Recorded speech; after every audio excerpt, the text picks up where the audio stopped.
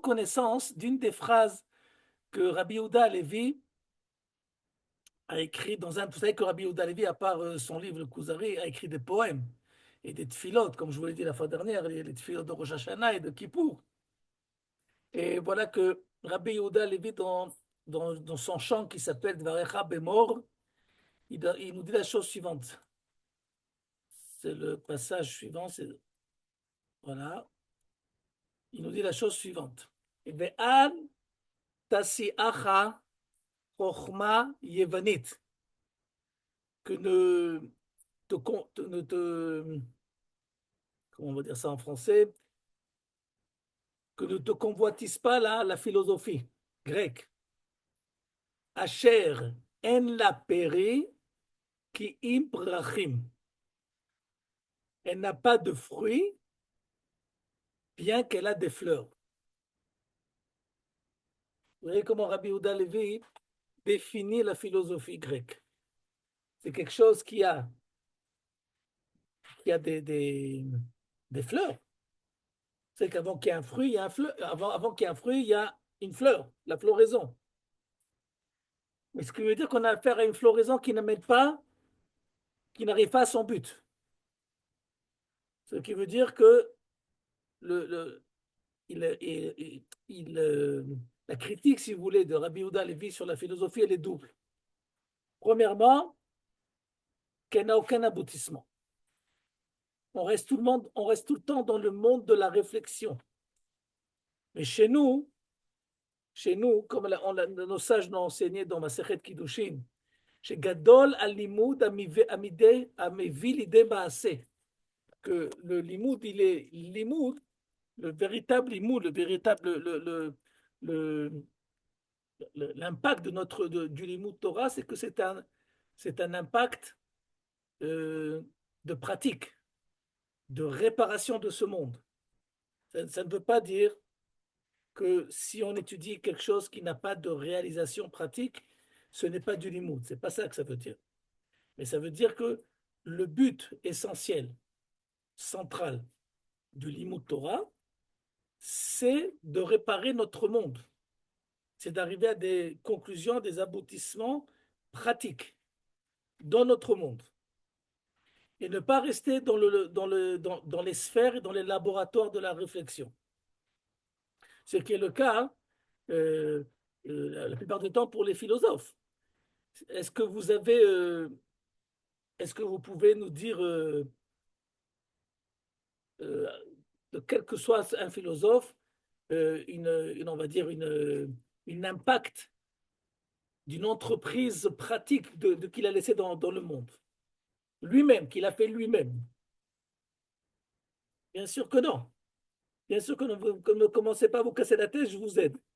Essayez de trouver, vous verrez que, au contraire, ce sont des idéologues. Ils pensent, c'est des architectes des grandes idées. Mais est-ce que ils ont mis ça en pratique? Est-ce que derrière eux, il y avait des gens qui essayaient de voir comment on peut faire un plan d'application de ces choses-là? OK? C'est pas ce qui les intéresse. Que ça réussisse, ça réussisse pas, ça les intéresse pas. L'essentiel, c'est de réfléchir. Donc, c'est sûr qu'il y a une élévation, qu'il y a, il y a un intérêt, il y a même, on va même pouvoir dire qu'il y a comment on appelle ça, un développement intellectuel, c'est clair. Mais ça reste au niveau de l'odorat. Ça attire. C'est comme quelqu'un qui sent une très bonne odeur, qui est attiré par cette odeur, il va arriver, et quand il va ouvrir la porte, il n'y a rien derrière tout ça. Il n'y a rien derrière tout ça. Est-ce que les philosophies ont créé des pays, et ont créé des économies? Vous allez me dire le marxisme, le communisme, et ainsi de suite. Ok, mais c'était déjà des pays existants. C'est pas que ils ont fait une révolution dans ces pays, mais c'est pas qu'ils ont créé cette entité. Ils n'ont rien créé. Au niveau de la philosophie, rien n'a été créé. Et donc, ce qui nous dit Rabbi Yehuda Levi, qu'on a affaire à des réflexions qui n'ont aucun aboutissement au niveau de la réparation du monde. C'est très joli, c'est très tentant, c'est très intéressant. Et on sait que combien de victimes la philosophie peut faire. Ça, c'est la première remarque que fait Rabbi Yehuda Halevi. Mais il a aussi une remarque positive dans sa description des choses, qui est de dire que elle va à demi-chemin, à mi-chemin. Ça veut dire qu'elle nous amène déjà jusqu'aux fleurs du fruit. Qui c'est qui... Si tu veux t'intéresser à la philosophie, sache que si tu es prêt à comprendre les règles du jeu, que la philosophie ne peut quoi faire, éveiller en toi les questions, éveiller en toi ta curiosité, ainsi de suite. L'odorat, on va dire, intellectuel, c'est exactement ce qu'il faut faire et pour ça on les remercie pour aiguiser notre curiosité. Sur ça, nous les remercions et ils ont éveillé en nous cet odorat comme les fleurs. Mais les fruits, c'est pas c'est pas chez eux que tu trouveras les fruits. Donc, Rabbi Yehuda Halevi, on peut voir dans cet écrit en question qui voit un certain côté positif à la philosophie, pas au niveau des conclusions, mais au niveau de l'initiative, au niveau de enfin l'homme se pose des questions. Chaque la philosophie arrive, l'homme ne se posait pas des questions. Ok, donc c'était important d'apporter aussi ce paragraphe, ce petit poème de Rabbi Yehuda Halevi. Maintenant, on va essayer de finir le texte. Euh,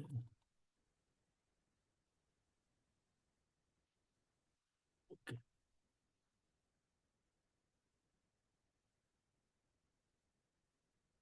Et ça, tac, tac, tac, tac, ok. Donc on a vu que l'objection de notre Kuzari, Meler Kuza, au philosophe, n'est pas une objection intellectuelle. Il ne propose pas une logique contre une autre logique, mais c'est une objection de vie. Ça veut dire que je n'ai aucune objection à ta réflexion, il n'y a aucun problème. Simplement, moi, j'ai une question existentielle. J'ai une question de kiyum. Et, et ta logique ne répond pas à ma recherche existentielle.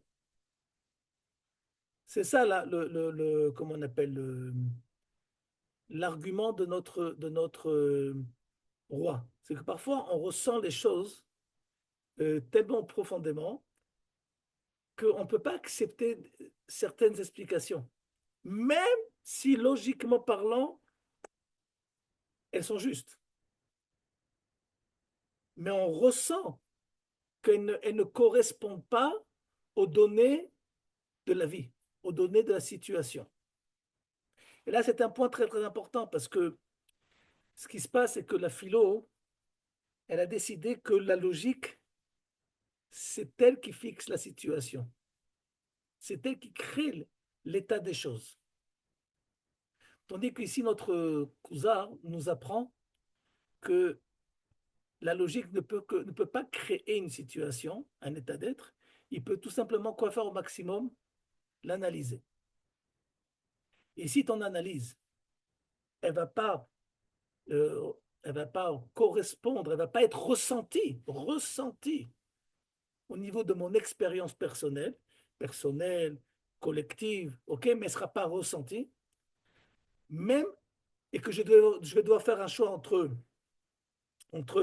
la logique et la situation que je vis, eh ben je vais donner priorité à l'état des choses. Parce que l'intellect, c'est un outil qui vient aider l'homme à ordonner, à s'ordonner après que la réalité existe. Ça vient analyser quelque chose qui est déjà existant. Mais cette analyse ne vient pas donner existence aux choses. Et ça, notre roi des Khazars, il a compris. Il a compris que c'est ce qui manque à la philo. C'est de dire que quoi? Que la philo ne vient pas créer un État. Je m'excuse de me répéter trois, quatre fois parce que selon les visages que je vois devant moi, je ne suis pas sûr que vous avez compris de quoi je parle. OK? Pour mieux que vous compreniez, je vais faire mention de quelque chose qu'on a tous grandi sur cette phrase qui demande réflexion parce qu'elle est loin d'être juste. Notre cher philosophe Descartes, ok, nous a dit à la fin de sa vie, conclusion, je pense donc je suis. Nahon. Nahon. Maintenant, est-ce que vous connaissez en français, le mot je suis tout seul? La conjugue, quand on conjugue le mot être, le verbe être en français et qu'on utilise le verbe être dans une phrase, il reste tout seul le verbe être. Alors, non, je fais l'appel en classe. Hein, je dis Yaakov. Il va me dire je suis. Il va dire je suis là, je suis présent. Je suis, c'est toujours je suis quelque chose, je suis quelqu'un, je suis quelque part. Je suis tout seul, ça n'existe pas. En français en tout cas. Oui ou non? Donc, comment ça se fait Descartes, il ne sait pas parler le français? Il a oublié son français? Bien qu'il a dit la phrase en latin, ok? Il a oublié son français? C'est que tout simplement, c'est ce qu'on essaie de faire comprendre ici. C'est que, qu'est-ce qu'il a dit, Descartes? Je pense, j'analyse, je réfléchis, j'ai des conclusions. Donc, mes conclusions sur moi, sur mon environnement, tout, c'est l'être. C'est je suis. C'est l'état même des choses.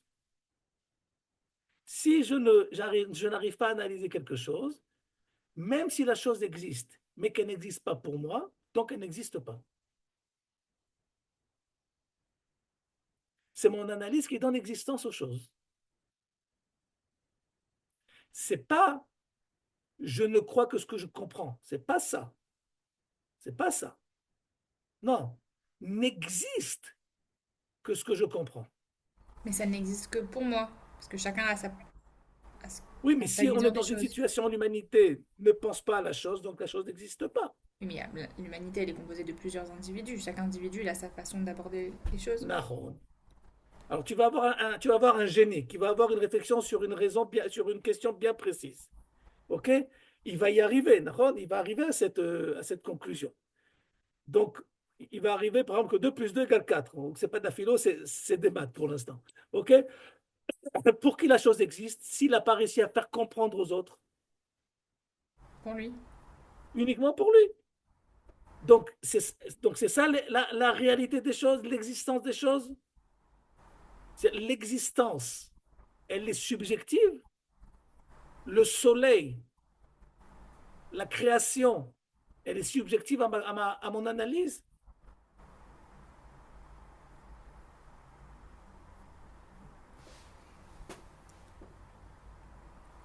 Bah, s'il y a quelqu'un C'est un silence d'incompréhension ou un silence de blocage.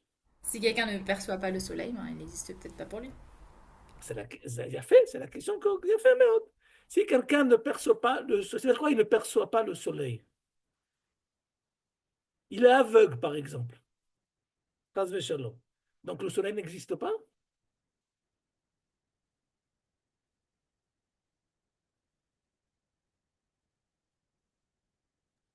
Mais si tout le Bah, monde est c'est aveugle, comme pour Dieu aussi, hein. alors le soleil n'existerait pas. Mais Bah pourquoi il non, parce qu'on n'existe peut pas? percevoir le soleil autrement que par la vue. Ah, tu sais quoi, Batcheva? Pour le sport, on ne peut que par la vue. Voilà, c'est comme ça je vais être. On va aller jusqu'au bout. OK? Que par la vue. Je ne le vois pas. Et on va aller même encore beaucoup plus loin. On est tous aveugles, Chazvé Shalom. Personne ne voit le soleil. Donc il n'existe pas. Bah, au niveau individuel, Pour pour nous, lui, il on peut. n'existe pas. Non, on peut pas Non, le non, savoir. On le voit pas. Ryan, tu m'as fait, Je sais tu pas. m'as fait du business là. Au niveau 2, je ne demande pas du business.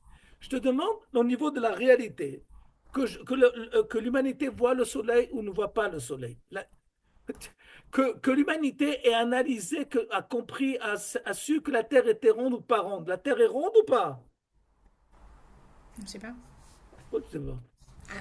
Peut-être Voilà. on découvrira des nouveaux satellites, ils nous diront que la Terre est triangle, je sais Et pas. pas satellite.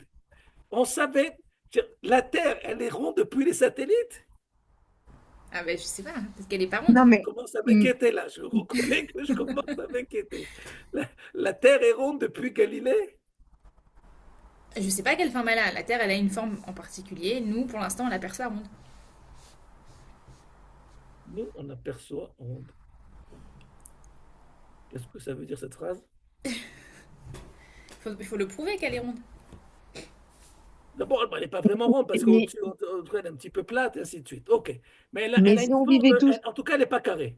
D'accord? Ou elle n'est pas plate. On est tous d'accord sur ça? Non, même ça, on n'est pas d'accord.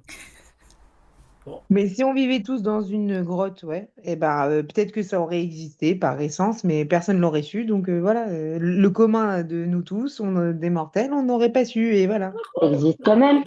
Donc j'ai pas dit que moi je l'aurais su. C'est ça que j'essaie de vous faire partager. Je suis entièrement d'accord que je n'aurais pas su, j'aurais pas pu analyser, j'aurais jamais pu rien comprendre de tout cela. La question que je pose, elle est complètement différente. Est-ce que l'existence absolue de la chose, elle dépend de mon vécu ou pas? De ma compréhension ou pas? Non, ça non. Dans l'absolu. C'est la seule question que je pose. C'est peut-être que je serais ignorant de ma faute ou pas de ma faute. C'est pas ça la question pour l'instant. Je ne savais pas que la Terre était ronde. Mais la Terre était ronde. Maggie, chicken. Quoi? Qu'est-ce que tu nous fais, Mayanne? Tu veux Non, nous dire que la on Terre sait est pas, ça se carrée? trouve dans T'as quelque quelques chose à années. Alors, rajouter? Maria, Dis-nous le tout, soleil, on attends. a une info là, on a une info. Non, ça se trouve dans quelques années, on verra que la Terre n'est pas ronde, mais non, mais jamais. Non, mais le Mais qu'est-ce soleil qu'elle a? existe. On s'en tape en fait. Tant que Non, il y a des moi, vérités absolues, mais qu'est-ce que ça veut dire à notre niveau? Je sais pas. Vérité absolue. Non, non, non, non. Il y a une existence absolue. Non, non, mais ce que j'essaie de. Non, non, mais là, vous êtes trop philosophique pour moi ce soir. Je pose des questions, le cas de le dire de terre à terre. Je pose des questions très simples. OK? Euh, euh, il y a l'existence des choses. Metsiout. Metsiout. OK? La Metsiout, je répète la question, elle précède mon analyse. Ou je pose la question de façon différente. Je ne peux analyser que ce qui existe, ou mon analyse crée la situation, crée la Metsiout, crée l'existence. Non, je peux, l'existence, elle je précède peux mon analyse. C'est-à-dire, analyser que ce que. Marianne, Barou. Ah, c'est Baruch que quoi? Que la Metsiout, elle est avant l'analyse, d'accord? elle est Très bien. avant. Bah oui. Boum. Tu as dit, Esther? On entend pas. Je t'ai pas entendu, Esther, on Esther, t'entend. excuse-moi. Oui, que oui, je suis avec vous. Selon la phrase de Descartes, il dit la même chose que nous. Je pense, donc je suis. Il Son dit le être, contraire, lui. je Il dit suis. d'abord, il pense Son être dépend de quoi? de son analyse, réflexion. De sa réflexion, de sa pensée. Donc, qu'est-ce qui donne son existence? Le fait qu'il peut y penser, qu'il peut penser sur lui-même. Donc, il ne s'accepte pas en tant que Metsiout avant de penser sur lui-même.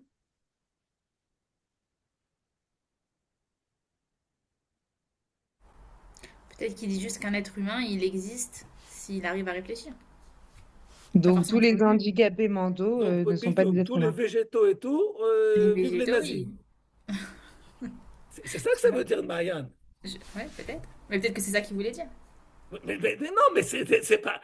Il y a fait, mais oh, ce qu'il faut comprendre, c'est que le XXe siècle, avec toutes les atrocités du XXe siècle, c'est pas né comme ça d'un jour à l'autre, comme ça, les nazis se sont levés. Ah, là, on a une idée, on va éliminer tous les handicapés. C'est pas du tout. Ça vient pas comme ça. C'est une, comment on appelle, un développement d'idées philosophiques sur des centaines d'années qui ont fait qu'à un certain moment, les choses se réalisent selon le projet, la réflexion, la réflexion philosophique. C'est comme je donne un exemple. Et on le verra aussi quand on va étudier le chrétien. Imaginez-vous que dans une classe, il y a un élève, ce qu'on appelle la tête à claque. Que tout ce qui se passe dans la classe, c'est tout en lui le responsable. OK? Alors, au début, ça dérange 90% de la classe. Après, ça dérange 70% de la classe. Après, tout le monde est d'accord que tout ce qui se casse, tout ce qui bouge, tout ce qui ne va pas, si le tuyau il est raté, si le café il a été trop froid, c'est à cause de lui. Donc, il y a un processus qui fait que les choses, elles s'introduisent dans la mentalité des gens, et à plus forte raison des civilisations, qui fait que à un certain moment, on ne se rend même plus compte de l'erreur. Et quand tu as fait du lavage de cerveau avec la philosophie de Descartes, qui dit que la définition de l'existence de l'homme provient de sa quoi? De sa pensée. OK? Et que tu réfléchis pas. Et non seulement tu réfléchis pas, mais tu approuves cette idée. Et que tu l'enseignes à tire-larigot dans toutes les écoles, à tous ceux qui vont faire le bac en terminale. OK? Oui, c'est en terminale. OK? Donc, qu'est-ce qui se passe? Tu as créé une civilisation que quoi? Que l'analyse et la pensée précèdent la réalité des choses, l'existence des choses. Et donc, tu vas avoir des conclusions qui vont parfois être dangereuses et désastreuses. Que quoi? Que ce qu'il ne pense pas, puisqu'il n'a pas la possibilité de pouvoir se définir par sa pensée, puisqu'il n'en a pas, n'existe pas. Donc, en fin de compte, l'euthanasie, ce n'est pas une faute, ce n'est pas un meurtre, puisque j'ai éliminé quelque chose d'inexistant.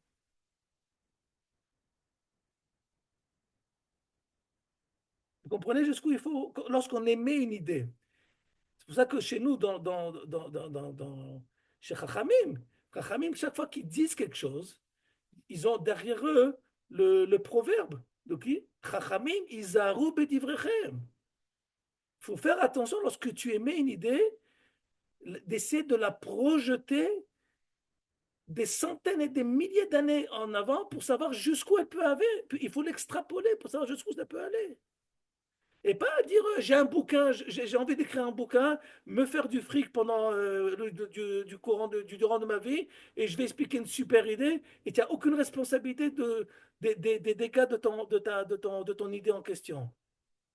Il faut faire attention. Et les philosophes, ils ne font pas du tout attention, au contraire. Ce qui s'intéresse, alors, quand ils arrivent à une idée bien préconçue des choses, bien réfléchies, ils n'ont pas la possibilité. C'est exactement ce qu'il lui dit. Ici, le roi en question lui dit, si je ne me trompe pas, vous êtes à la cause de...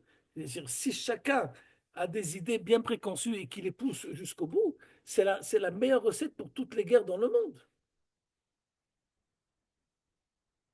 Et quand s'appellent les officiers, les criminels nazis disaient, mais moi, je n'ai rien fait de mal, j'ai accompli les ordres. Et nous, on rigole de ça, mais eux, ils étaient sérieux quand ils parlaient comme ça. Ils n'avaient pas l'impression de mentir. Qu'est-ce que vous voulez? On a fait exactement, on a réalisé de notre mode à penser, de notre réflexion, et ainsi de suite. C'est, il faut comprendre les conséquences des modes de réflexion philosophiques. Alors, je suis désolé de vous avoir fait un petit broguez, un petit fâché avec Descartes, ok? Et c'est pas la seule bêtise qu'il a dit entre parenthèses, mais celle-là, elle est de taille parce que comme je l'ai dit, entre parenthèses, le verbe être en présent n'existe pas tout seul. On le conjugue comme ça, mais ça ne veut rien dire. Mais qu'est-ce qu'il a voulu dire par la pensée? Je suis l'être, je suis. Par ma pensée, c'est là que je donne existence aux choses. C'est le summum de la vodazara de l'homme par l'homme. Comment vous auriez corrigé sa phrase? Je suis, donc je pense. Rav Pérez. Parce que, parce que je suis ce que je suis. Je suis un être vivant. Donc je pense, je sens, je mange, je ris, euh, je fais tout ce que j'ai à faire. Mais en aucune façon, la particularité intellectuelle de l'homme fixe l'identité, l'existence, pas l'identité, le caractère, l'existence de l'homme. Dvora, où tu en es? Ça plane ou c'est avec nous? Non, j'ai compris. Je suis OK. Ah ben c'est bien. J'ai déjà un adhérent, une adhérente. C'est déjà pas mal. Sarah,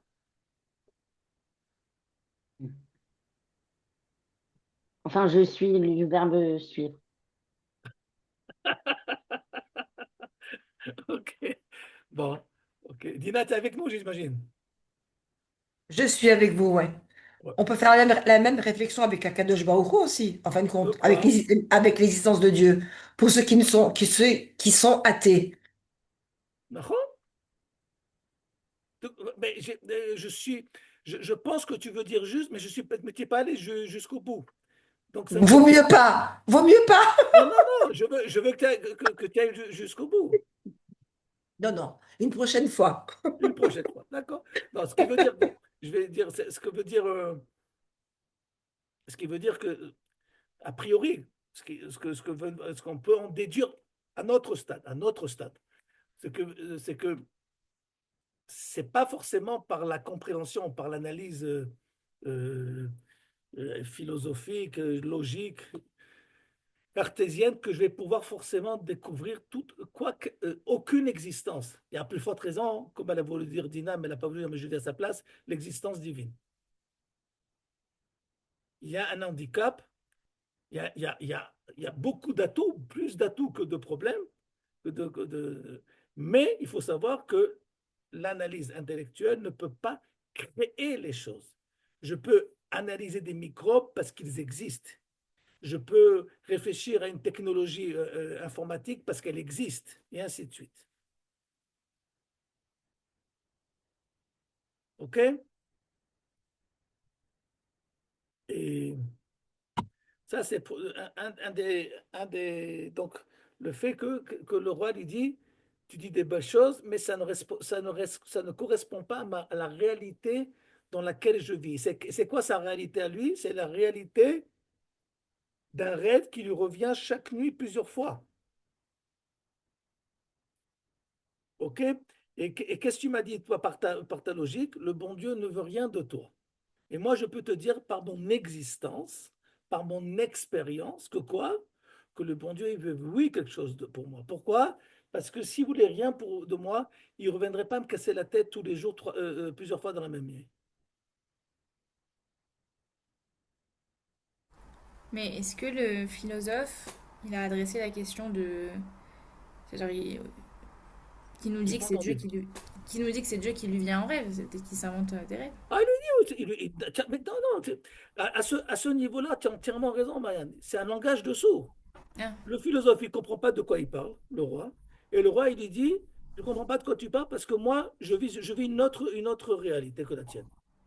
Je vis quoi? La réalité qui est celle qui m'accompagne. Et toi, d'après ton analyse, ma réalité n'a pas de raison d'exister, Birla. Tu ne crois pas que c'est ça. Tu ne crois pas à cela. c'est-à-dire, même dans le cas où Dieu existe et que Dieu lui vient en rêve, c'est pas possible. C'est pas posé. Tu perds ton temps. C'est des hallucinations. Alors il dit, ok, hallucination. Donc on demande, puisque je sens que chez toi, je n'ai pas d'adresse, il y a tu n'écoutes pas ce que je dis, tu ne prends pas en considération ma situation, mon existence, et tu as voulu me rentrer dans un laboratoire de logique. Moi, je ne peux pas vivre dans ton laboratoire. C'est ça qu'il faut comprendre, c'est que les deux pôles qui sont mis ici en controverse, c'est le pôle de la vie avec le pôle de la raison, de la logique. Le pôle du vécu et le pôle de la compréhension. Est-ce que je peux poser une question? Maintenant que tu as dit qu'est-ce que tu peux, tu es obligé. Merci. C'est ce que je ressens, moi, hein, d'après tous les cours et d'après ce que je vois maintenant dans le monde. Je crois que le problème de l'homme, c'est qu'il n'est pas Dieu. Le problème de l'homme, De c'est que... l'homme, c'est qu'il n'est pas Dieu. Il veut arriver à être, à créer, Nahon, Nahon. Moi, Et donc, son mal-être, c'est ça, à mon humble avis. j'ai un proche de ma famille, dont je tairai le nom et la relation familiale, qui une fois m'a dit la chose suivante. Il est un petit peu en révolution avec le bon Dieu. Il m'a dit, quel balagan ce monde que Dieu a créé. Tu peux lui dire à ton bon Dieu que la prochaine fois qu'il crée un autre monde, qu'il prenne conseil avec moi.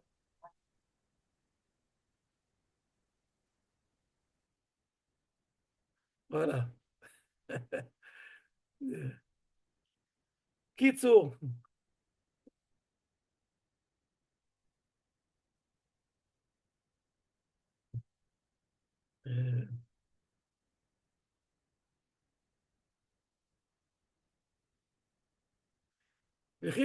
Ok, et à part ça, il y a le dernier point qui est ici. Le dernier point qui est ici, il dit, euh,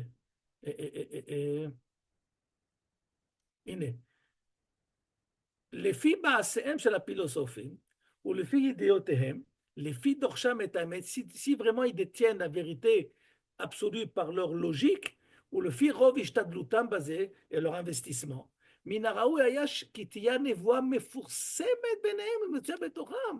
La prophétie, l'au-delà, okay, aurait dû être marchandise courante chez les philosophes. Puisqu'ils sont arrivés à être eux-mêmes les concepts des choses.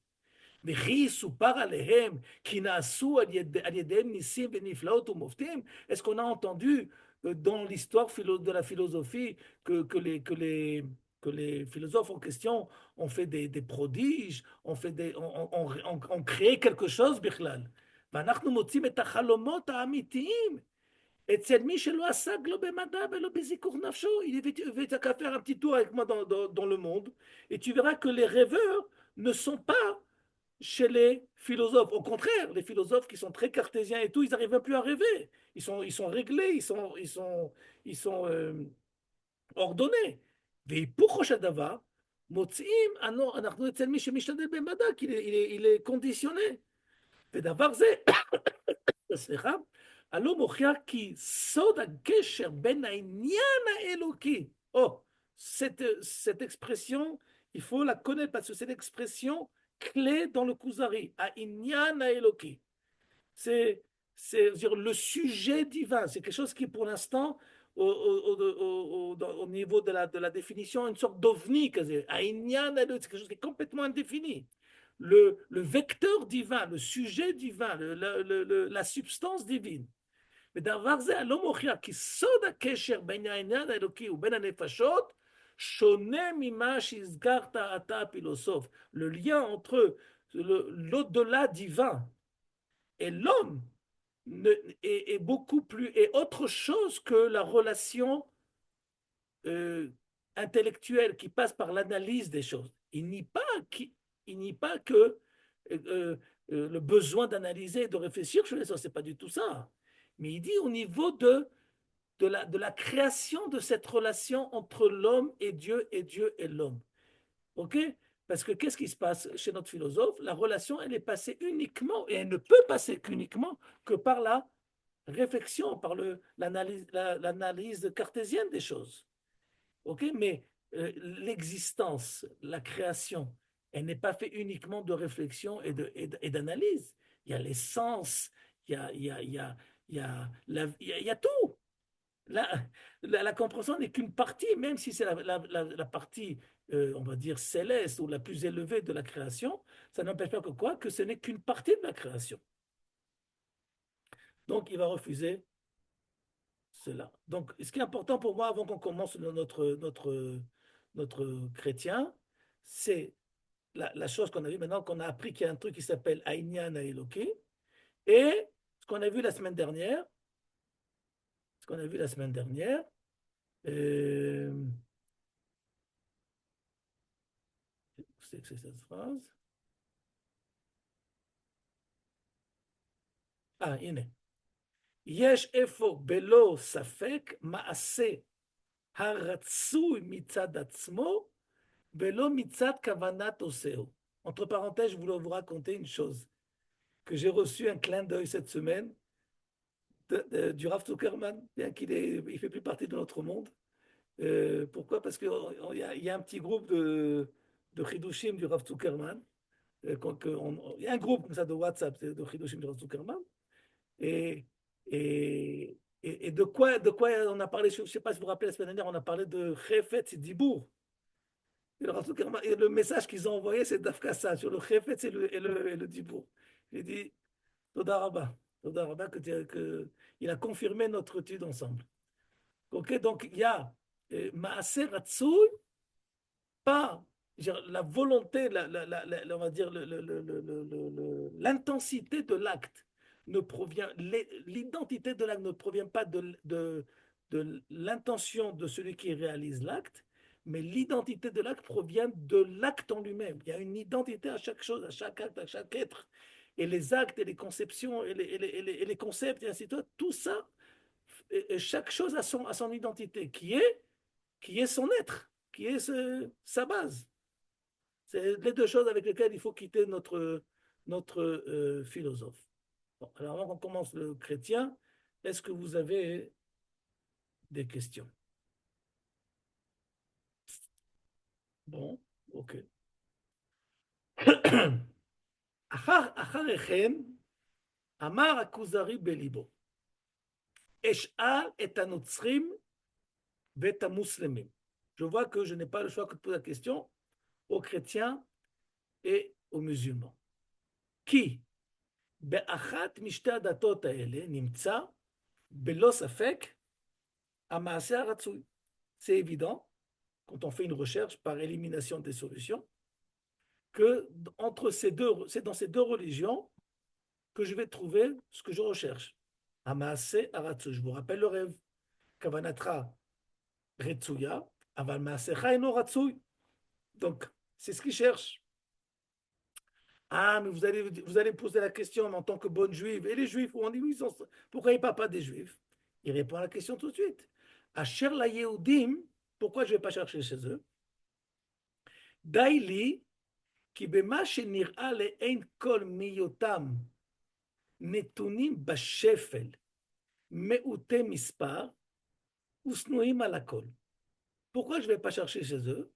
Parce que je les vois dans une situation de faiblesse, ils sont complètement rabaissés. On est en plein milieu de la galoute. מעוטי מספר, peu nombreux, וסנועים על הכל. haïs de tout le monde. C'est pas nouveau, vous voyez? C'est d'actualité. En quoi ces trois éléments peuvent expliquer pourquoi notre roi de Khazar ne va pas chercher chez les Juifs?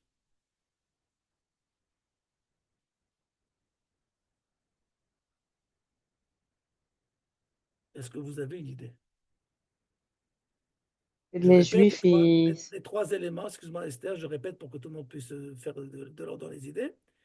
Em netunim bashefel, ils sont dans une situation de honte, rabaissés, meotem ispar, inexistant au niveau du nombre, vesnoim alakol, et haïs de tout le monde. Alors pourquoi c'est la raison suffisante pour ne pas aller chercher chez eux ce qui se passe?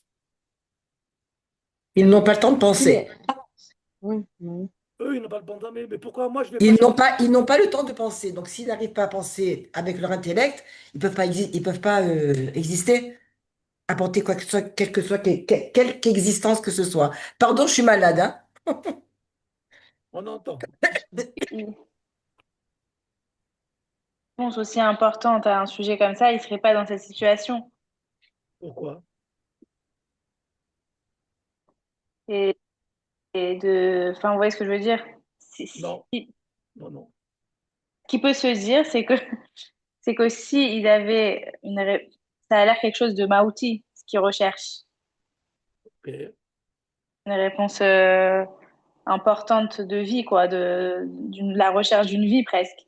Donc, s'ils avaient cette clé-là, ils seraient peut-être pas dans cette situation. Comme on dirait dans le jeu des enfants, chaud et froid, tiède. Tiède. Tiède, même ça s'approche de chaud. Est-ce qu'il essaye de convaincre les autres ou il essaye de trouver une réponse pour lui-même, le Ah non, non, Kuzari? il s'en fout des autres. Il pense à sa peau pour l'instant. Il cherche Maseratsu. Il a une nation à mener, à diriger. Et pour l'instant, il en perd de vitesse au niveau de sa personnalité. Est-ce que la Donc, réponse, elle est... je sais pas, comme je vous rappelle, je crois qu'on a parlé de ça du premier cours. Si vous voulez vraiment, vraiment, vraiment, ça s'appelle, pas étudier le Kuzari, mais vivre le Kuzari, c'est être vous-même le Kuzari. Parce que c'est la situation on est tous. Parce que d'après vous, selon la réaction qu'il a, ce roi en question, et qu'il explique pourquoi il ne va pas voir les Juifs, c'est un type optimiste ou pessimiste? Quel rapport avec ce qu'il a dit, Nahon? Il est surtout orgueilleux. Orgueilleux? Pourquoi orgueilleux? Parce qu'il va pas, les Juifs ne l'intéressent pas, puisqu'ils sont peu nombreux, ils sont haïs de tout le monde et ils sont faibles. Donc ça ne D'accord. l'intéresse pas. Alors, je vais te donner un exemple. Est-ce que c'est chaud ou froid? Non, non, bon, c'est froid, je crois, aujourd'hui.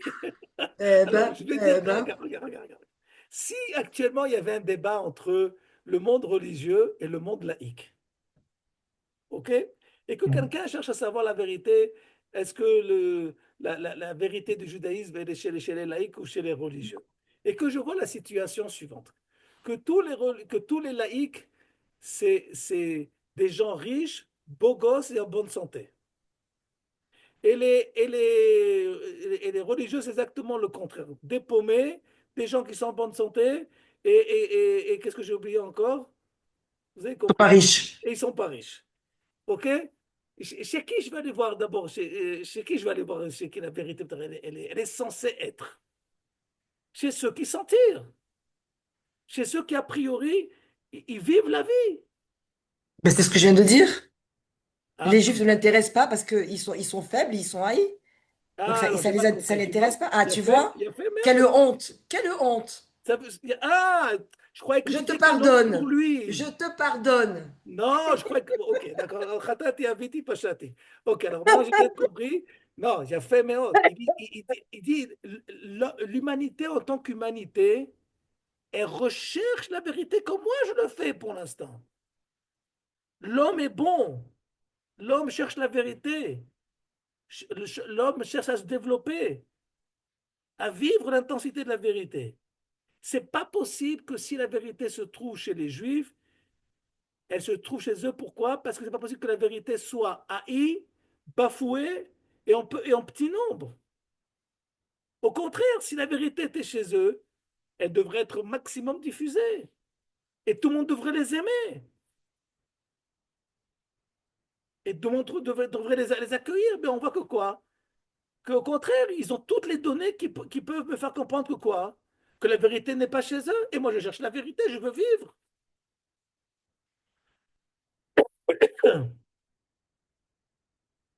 Donc, c'est un optimiste, notre roi Cousin.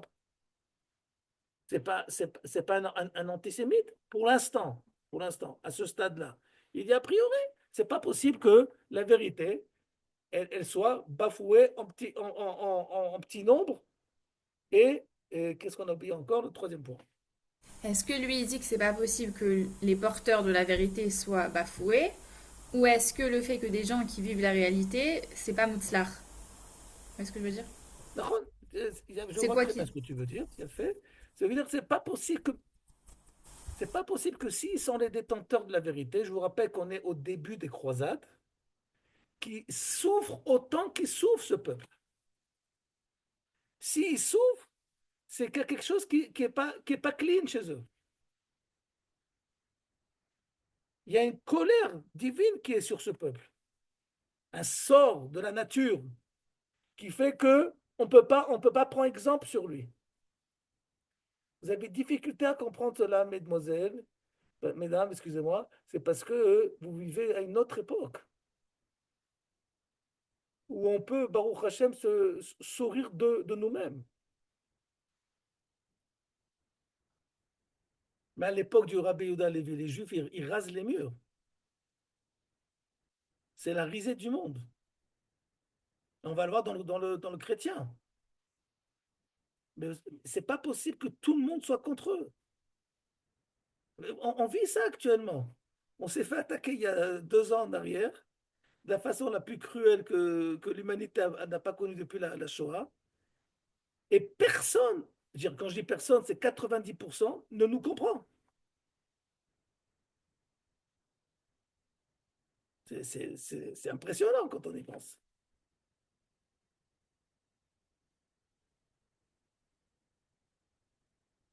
C'est ça qu'il dit. Il dit si c'est un peuple qui est complètement, que personne ne comprend à aucune génération, et à plus forte à sa génération, c'est ça qu'il n'y a rien à chercher là-bas. C'est pas possible, je perds mon temps. Admettons que je vais aller chez eux. Je vais trouver vérité. Ça va me faire avancer quoi? Je vais rentrer dans le système. De quoi? Que j'aurais rien fait avancer de plus.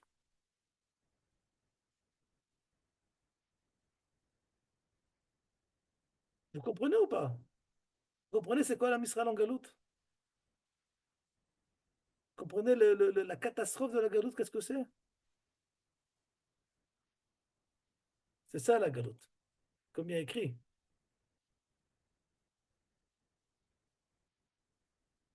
Netunim bashefet, meute mispar, vesnuim alakol. C'est un résumé rapide de la galoute.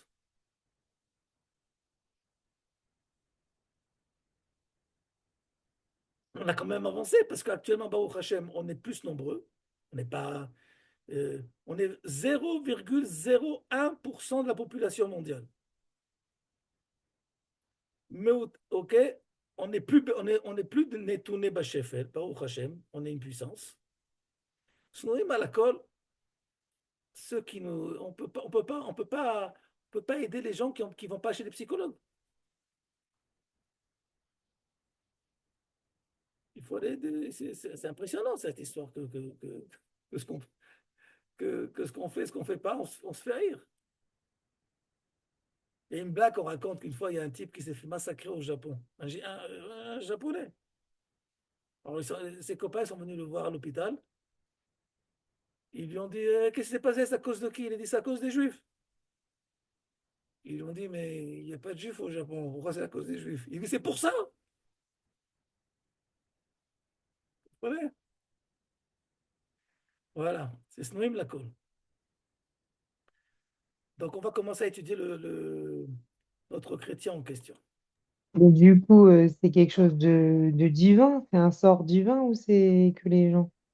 C'est vrai que la situation, elle est là, la situation.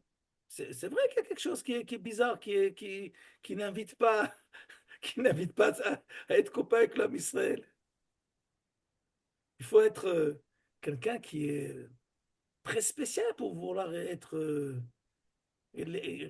créer des liens et des relations avec ce peuple qui est haï et tout le temps poursuivi, brûlé.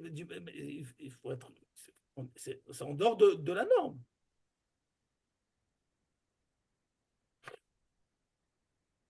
Askara, l'echad michachme anotzrem. Il appelait un curé. Vaishaleu le Torato ou le Maasehu. Ah, vous avez vu qu'ici, de quoi il parle? Il parle de Maasé. Alors qu'il n'est pas posé la question de Maasé chez le philosophe. Pourquoi? Parce qu'il savait pertinemment qu'il n'avait pas trouvé le Maasé. Mais il pensait qu'il allait trouver l'outil, le moyen, l'instrument de réflexion qu'elle allait pouvoir, à travers lequel il allait pouvoir identifier l'acte. Mais là, il dit, chez les chrétiens, je cherche l'acte, puisque chez eux, il y a des mitzvot. Vayahaneu alaz vayomer lo. Et donc, il lui a répondu. Ani ma'amin. Ki kol hanimtsaim nivraim. Que tous les êtres sont créés. Vechi kadmon rak haborei yitbarach. Qui c'est qui est antérieur à tout ça, qui est la source de tout? le Créateur. Asher bara et haolam kulo b'shisha yamim. Il a créé le monde en 6 jours. Vechen ma'amin ani, ki kol ha'anashim mitzeitzai Adam em. Que toute l'humanité sont la descendance de Adam et de Noach. Ve'elav em mityachasim kulam.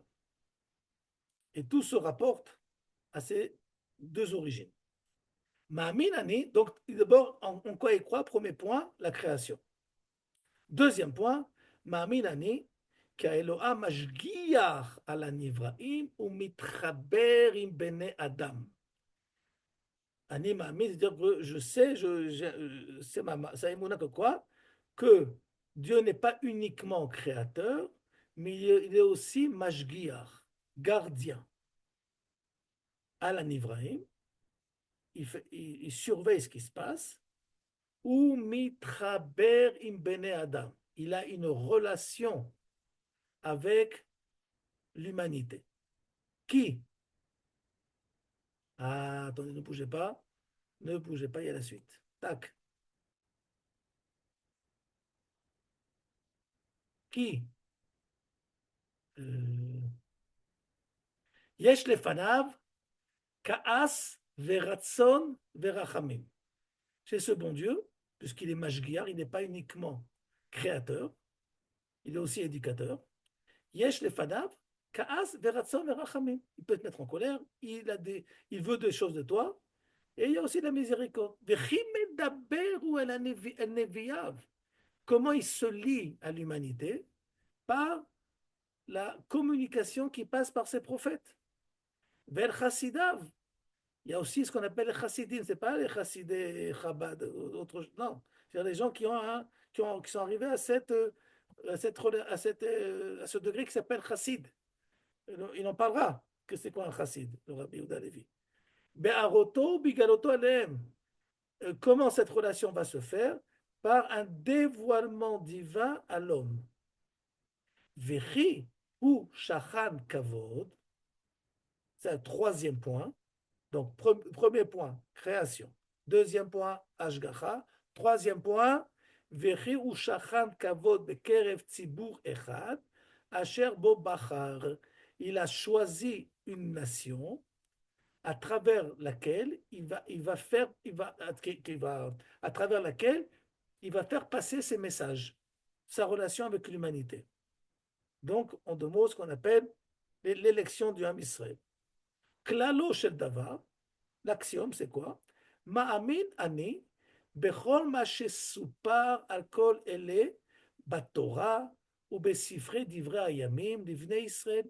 Tout ce qui est écrit dans le Tanakh, c'est exactement ce dont j'ai la émouna. Otot, asher lo yitachen lirpor be'amitatam, une réalité que personne ne peut contredire. Pourquoi personne ne peut contredire? Ki mefursamim hayu ve'itmidu zman rav ve'niglu be'amonim rabim.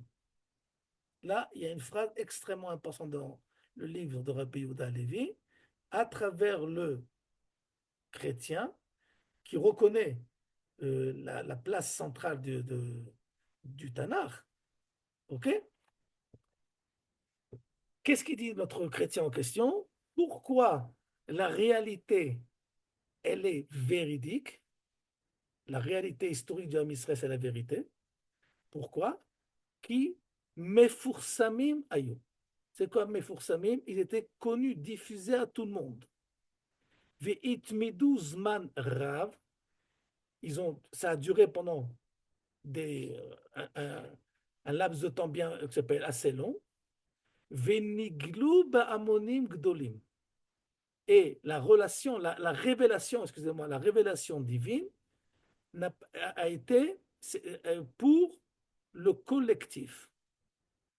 Pas à un individu qui s'est levé un matin et qui a dit salut, salut tout le monde, j'ai une révélation, je suis le prophète. Non, c'est qu'au contraire, on a affaire à une révélation collective qui a été diffusée et qui a duré au niveau historique. Ça, c'est la preuve qu'une réalité est la vérité. Est-ce que vous comprenez cela ou pas?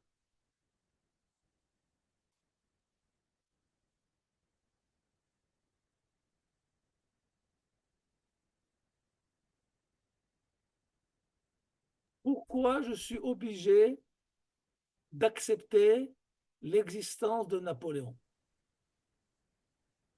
Ni je l'ai rencontré, ni j'ai joué avec lui au Cheshbesh, ni j'ai reçu. Je ne sais pas pourquoi je suis obligé d'accepter ce fait comme une vérité absolue que Napoléon a existé.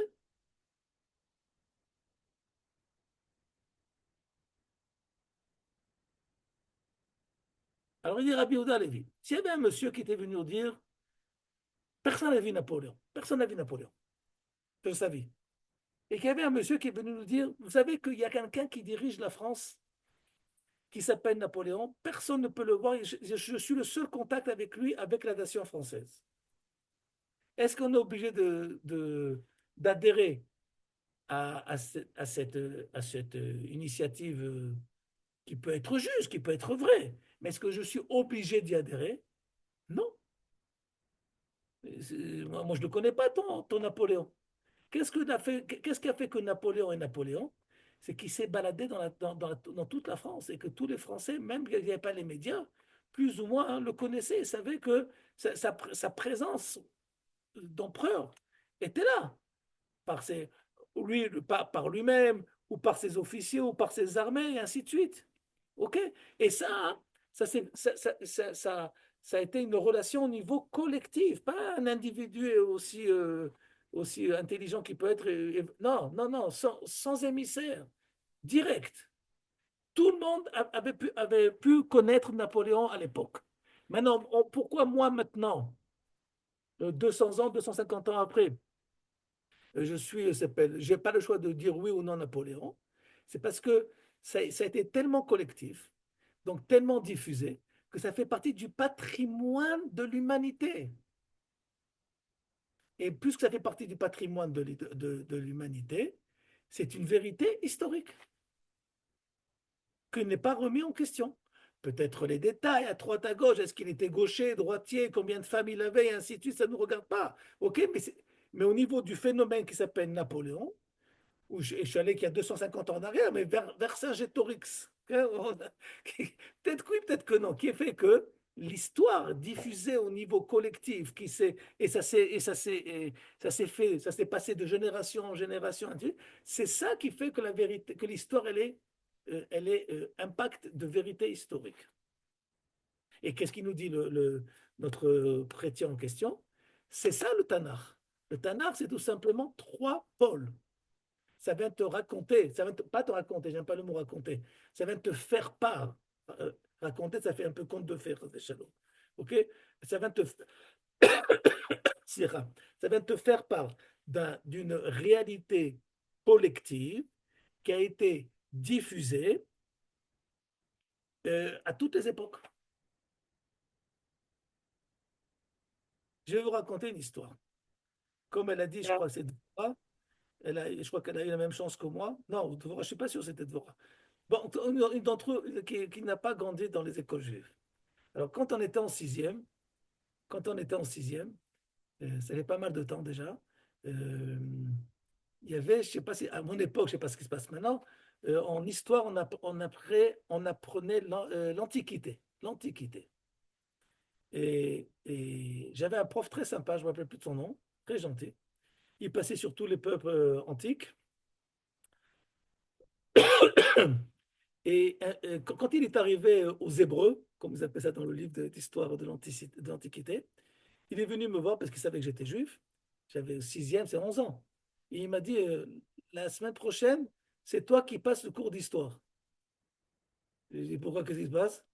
Il m'a dit, parce que comme on parle des Hébreux et que tu es leur descendant, alors c'est toi qui passes le cours d'histoire. Je ne sais pas moi, je ne suis pas prof, moi. Bref, ça a été mes débuts dans l'enseignement. Bref, ce qui s'est passé, c'est qu'avec ma grande sœur, on a préparé l'exposé. Et je suis arrivé là-bas, j'ai fait mon exposé, les Hébreux, tata, j'ai parlé comme le Kuzari, là. Abraham, Israël, Yaakov, tata, le Tanakh, tout. Bon, Et à la fin du prof, à la fin du cours, je me rappelle, j'avais 11 ans, et qu'est-ce qu'il a dit le prof? C'était un goy, un non-juif. Il a dit, vous savez, on apprend l'Antiquité et tout, mais il y a une différence entre les Hébreux que Moshe nous a parlé et tout ce qu'on a appris sur les bouquins. Et ils ont dit, il leur a dit, vous savez, c'est quoi la différence? C'est que euh, l'élève que nous avons en classe, c'est le seul c'est le seul témoin que nous avons d'un peuple antique. Tous les autres, on les connaît uniquement que par les livres. Sympa ce prof. Il y a des bons goyim. Il y a des bons goyim. Ok, mais il a fait un cours de religion, ce monsieur? Il s'en fout, c'est un prof d'histoire. C'est un prof d'histoire. Donc, qu'est-ce qu'il te dit? La véracité historique, c'est la vérité. C'est la vérité.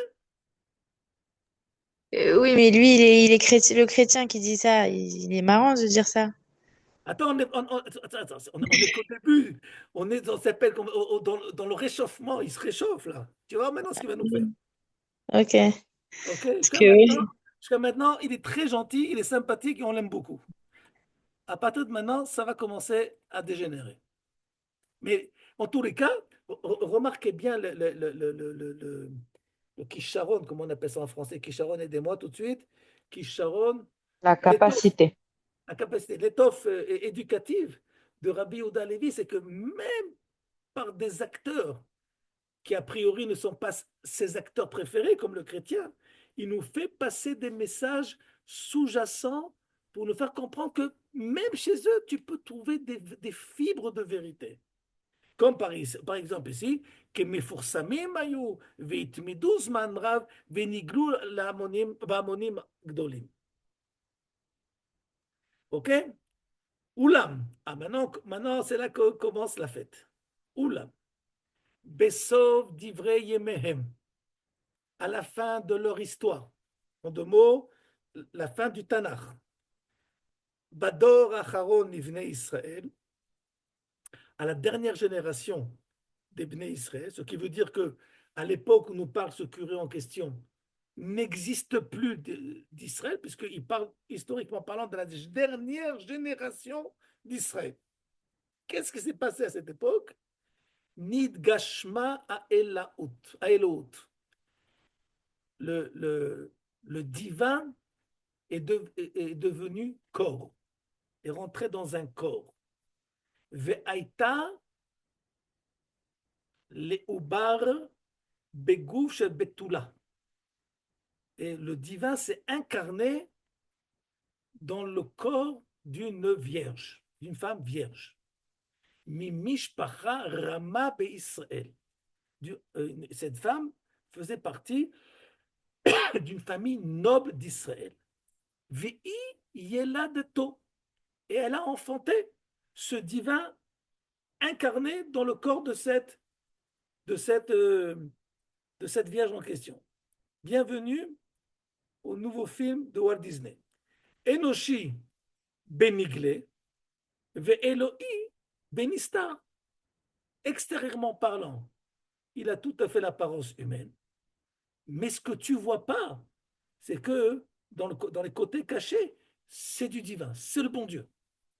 Navi Shalouar Benigle, c'est un prophète envoyé.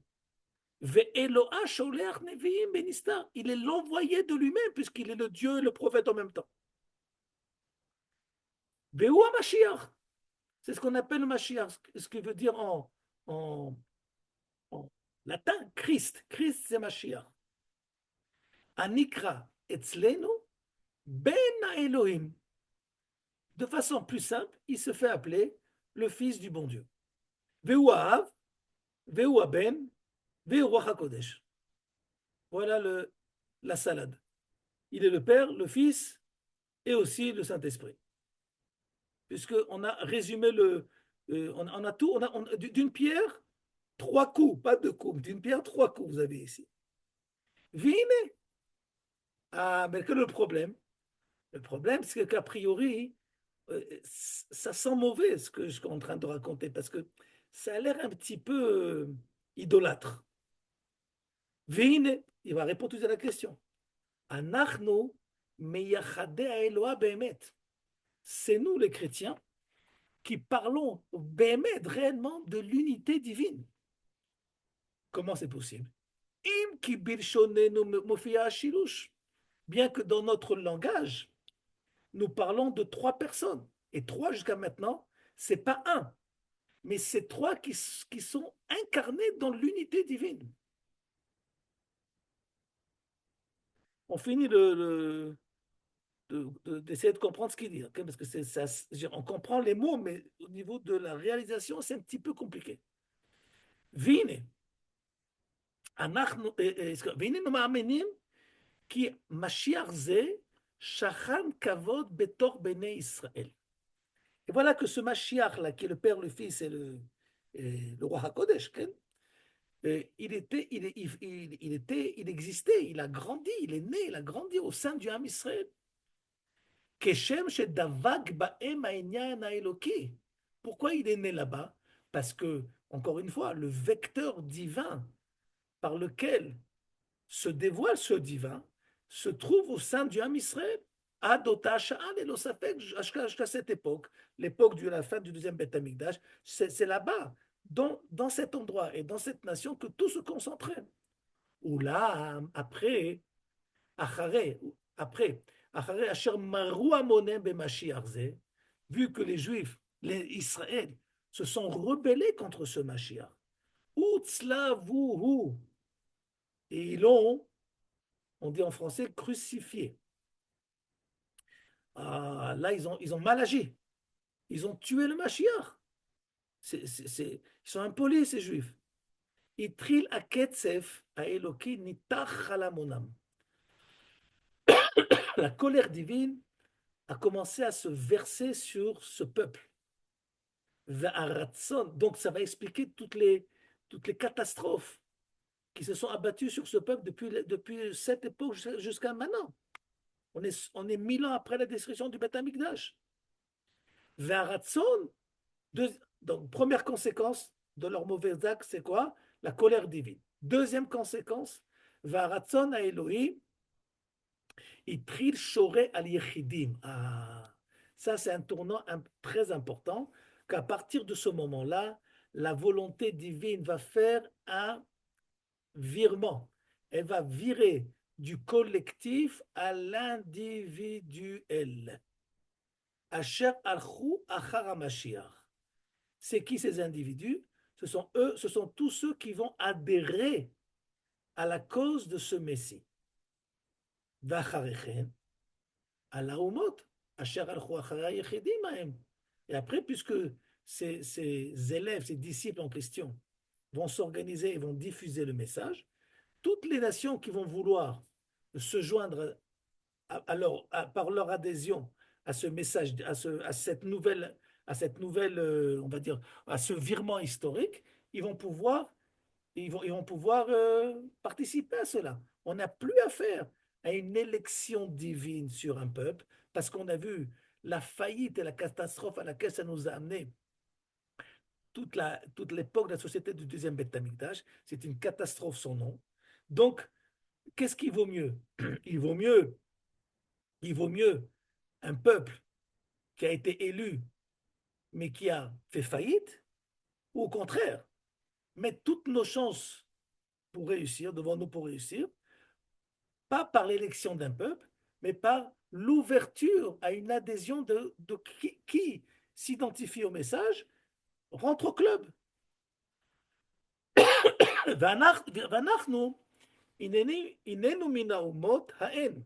Et nous maintenant, puisque nous sommes en Europe, en Espagne ici, nous faisons partie nous sommes les descendants de ces nations qui ont accepté et adhéré à cette nouvelle cause du Christ, du Mashiach. V'im anachnu, v'im omnam, ici cependant, en anachnu mizera bnei Israël, biologiquement parlant, nous ne sommes pas la suite, les descendants des Bnei Israël. Reuim anachnu yoter mehem likare bnei Israël. On est plus apte qu'eux à se faire appeler Bnei Israël. Pourquoi? Pas parce qu'on a été choisi, on a vu que ça n'a pas marché. qu'Anachnu olchim achar HaMashiach v'achar shlicham mibnei Israël, parce que nous avons choisi de suivre ce Mashiach et ses disciples. Asher hayu shnemasar bemispar, les 12 apôtres. On n'a plus affaire aux 12 Jvatim, mais à 12 individus qui vont être les détenteurs du message du Christ, puisqu'on est passé du collectif à l'individu. Sheken ba'u hem bimkom hashvatim, parce qu'ils ont remplacé les tribus. וגם עם רב מבני ישראל הלכו אחרי אותם 12. Il y a aussi des juifs, et c'est vrai, qui ont suivi ces 12 apôtres en question. והם היו כמחמצת לפני העדה הנוצרית. Ils ont été comme du chametz, comme le détonateur de la poussée de la chrétienté dans le monde. Asher na'asu re'oim le ma'alat Israël. Qu'est-ce qui se passe quand on fait du pain? Vous savez bien, on met du levain, et si on ne met pas de levain, la farine elle reste matzah. Donc qu'est-ce qui fait que cette farine et cette eau vont avoir la forme de pain? Quelque chose qui est minime au niveau de la quantité, qui qui est la levure. Qu'est-ce qu'il dit? Même si au niveau de notre composition humaine, nous ne sommes pas les descendants d'Israël, mais le fait qu'il y a eu au sein de notre aventure, de notre entreprise, des Juifs qui se sont liés à nous, ils ont fait exactement au niveau des nations du monde ce que fait la levure avec le pain. Ils ont donné la forme à la chrétienté, et par cela, ils nous ont liés. Ils nous ont liés maintenant à la véritable identité qui est Israël. Et ויהי לנו הניצחון, ונפרוס בכל הארצות. Et c'est la raison pour laquelle que nous avons le mérite de pouvoir gagner les guerres et que nous nous sommes complètement étendus.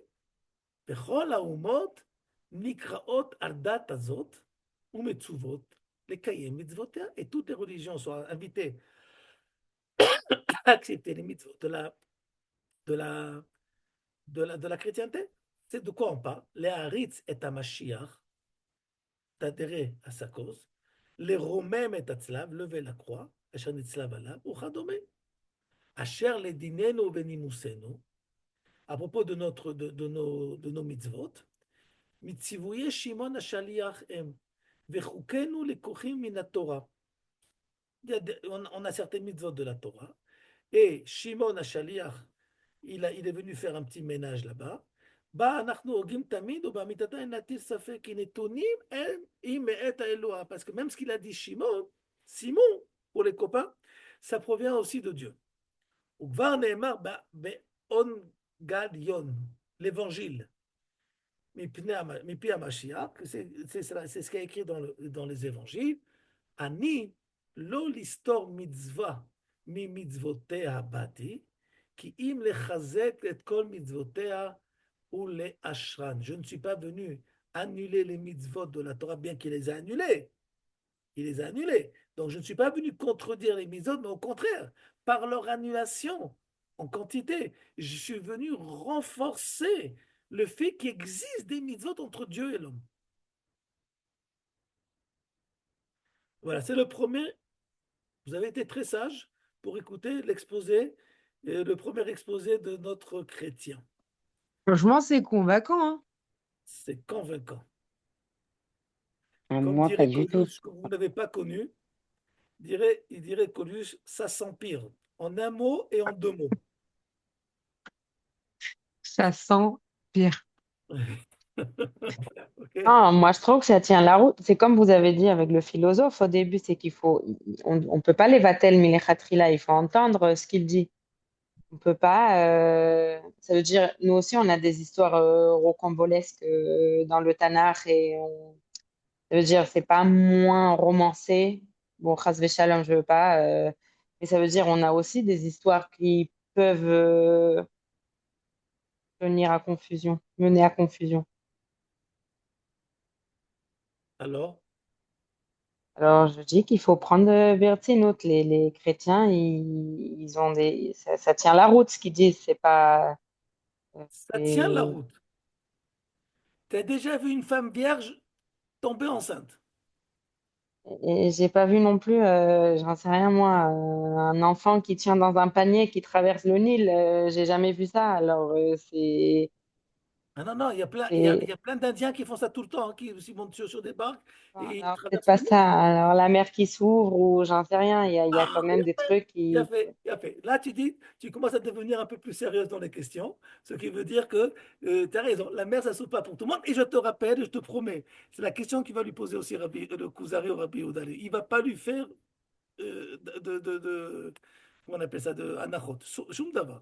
Il va lui poser la question. Mais ce que je vous demande, c'est quand on étudie le Kuzari, essayez de ne pas être trop juive. Je vous explique ce que ça veut dire. Parce que vous êtes le Kuzari. Vous ne savez pas pour l'instant que la mer s'est ouverte en deux. Vous ne savez pas qu'il y a un enfant qui a été sauvé des eaux sur le Nil. Vous ne savez pas qu'il y a eu les 10 plaies et le Jourdain qui s'est ouvert. Et tout ça, vous ne savez pas. Vous êtes, ça s'appelle un Khuzar qui a grandi dans la culture des Khazars. Et il entend qu'il y a une femme vierge qui est tombée enceinte. C'est intéressant, c'est surprenant. C'est c'est- c'est un petit peu Hollywood. Encore une fois, si j'étudie le Kuzari, je m'excuse de le redire, mais si j'étudie le Kuzari avec